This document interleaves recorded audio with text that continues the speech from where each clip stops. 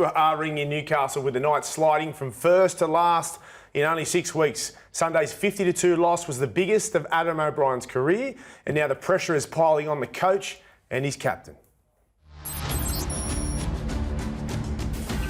Sunday in Newcastle, fire up, Knights and Storm. The kickoff is out on the full.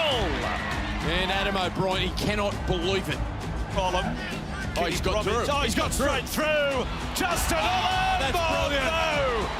The Knights defence inside their 20 again has been ripped to shreds by one man there. Wow. And wow. O'Brien just drops the head. The head gone down like a beaten favourite. Second half underway in Newcastle. Sun gone behind the clouds. Oh my goodness. What happened there? Sorry, did they miss the kickoff? Can't believe it, Adam O'Brien. That's painful. Yeah, it's disappointing. Like, we get 15,000 here and we can't even put in an effort we're proud of, so it's pretty tough. What do you plan to say to the team after that? Probably not much. I don't know. I've done a fair bit of talking throughout the week, but yeah, I don't know. I'll figure something out. Yeah, we don't want to be kicked unnecessarily, but we don't want sympathy. We'll fight, we'll get together and we'll fight. People are going to think I'm off my head if you look at the scoreline and think that there was, but there was some response. Yes, it doesn't get any worse for poor old Newcastle. They won the first 2 games of the season. They've lost now 6 in a row, conceded 89 points in 2 matches and haven't scored a try. They're in last position. Did anyone expect this? I don't think anyone did. Look, over the summer, there's no doubt that there's a bit of talk that the Knights might have a struggle this season.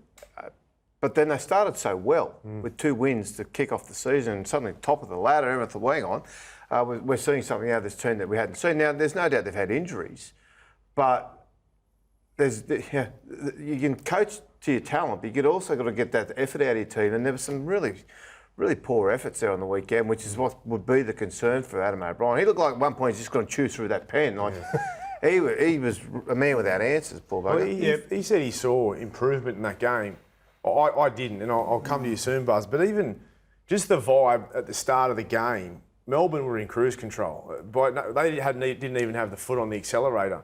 Those 2 Olam tries, you just go, well, what's happened? It's going to happen again. There was arm grabbing, no brace. You could tell from the first 10 minutes of that game they were going to get smashed. When you're grabbing at arms, that's a really good indicator where attitude is. When you're coming in and you're whacking with shoulders and you're using proper technique, but when you're sort of trying to just pull blokes into the tackle, that's always an indication that something's not right there. In my view, 3 of their last 5 games, they haven't scored a try, not one try. And I think it's a footy side lacking direction. For these reasons, they let Mitchell Pearce go at the end of last season, and look, he was unhappy there, so it was probably the right thing. You don't want an unhappy veteran like Mitchell hanging around, but he wasn't properly replaced. They also lost Jaden Brayley, their skipper, and a very, very good dummy half and leader. So, that's half your spine gone. And the new halves have not worked out, and I think they've got to give consideration now, in desperation, to get Ponga closer to the action. I spoke to Adam O'Brien this afternoon about that as I was driving over here, and I think it's been discussed. To 5'8". Well, the other thing part of that, though, is that Clifford, his form's just fallen off a cliff. Like, he started the season so well. I think after 2 games, he was leading the Dally M's. Well, he's on 6 votes. Yeah, the 3 and 3 the first 2 rounds, and after that he hasn't struck a blow. He was really the best 5'8" in the under-20s, and he was the best kid coming through, and he struggled up there at the Cowboys, but then I thought he'd found his best rounds 1 and 2, and it looked like he was just about to skyrocket and have a really great season. But his difference between his good and his bad is just way too far. Well, yesterday everything that he tried went wrong. From the opening kick-off that ended up sailing into touch, he had 2 kicks out on the full. But Buzz, you called the other week the Kayln Ponga contract a sham and a circus. Their recruitment is the biggest issue for mine. Adam Clune as a replacement to your point about Mitchell Pearce.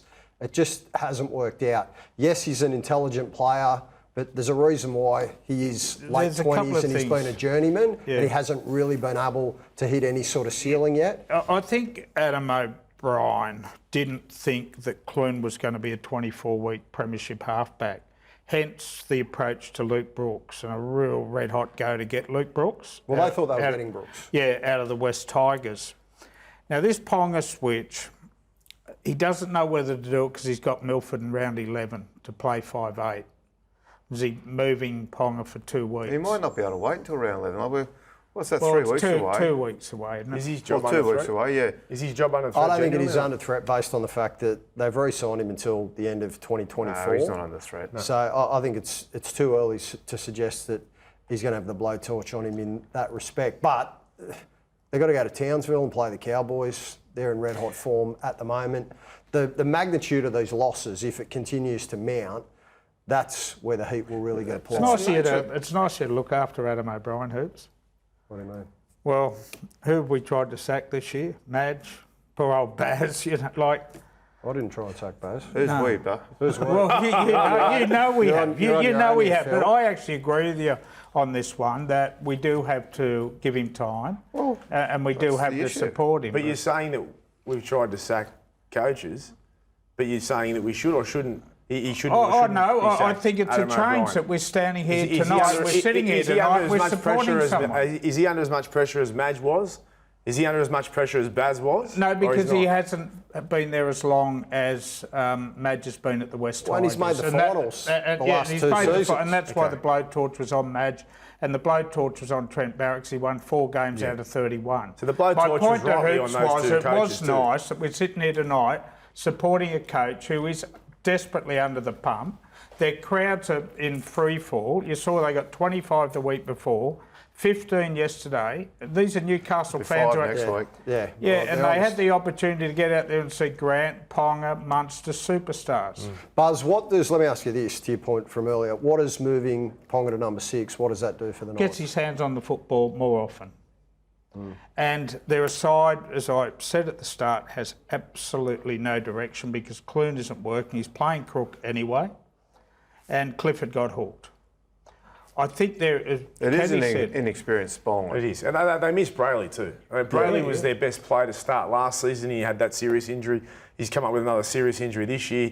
I think he's one of the best up-and-coming nines in the game, but he's just had bad luck. And they don't have much depth there in that position as well to bring the forwards into play and then to bring the inexperienced halves onto the footy. So I think that's been pivotal. The nine's so important these days. The game is becoming so over-reliant on just a really experienced 1-6-7-9. Yeah, and Otherwise, this feeds, because into of the ruck. the point that we made earlier about their recruitment.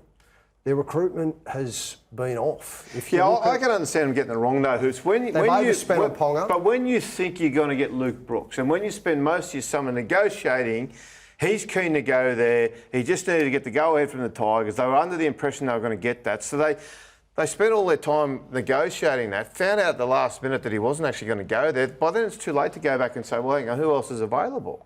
But you've I also... reckon that's irrelevant, though, mate, because they didn't get him, Kenty. I get that, but that It feeds back it into the sounded fact like everything was that in their place except for recruitment- Tim Sheens. Their recruitment has been off. Like, clearly they were getting bad advice if they thought they were going to be able to execute the Brooks deal, because the Tigers forever said that they were going to block Well, it. Sheensy did. But few Yeah. few halves can direct traffic behind beaten forwards. They've got so much money pumped into Saifidi. He's playing dreadful.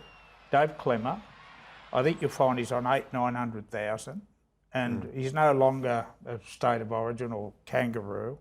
And Tyson Frizzell having a dig each week, but not the explosive edge forward he once was. Well, again, and that I comes think down to what halves. I'm saying, what I'm saying there is, I think they've chewed a lot of their cap up on. I think we'll see a lot of movement over the next couple of seasons at Newcastle. Well, I we really said do. that the other day we'll see a lot of movement when they there. re-signed Ponga. Ponga can play, clearly, but he's not going to get Newcastle competition on his own. He still needs help around. He needs help.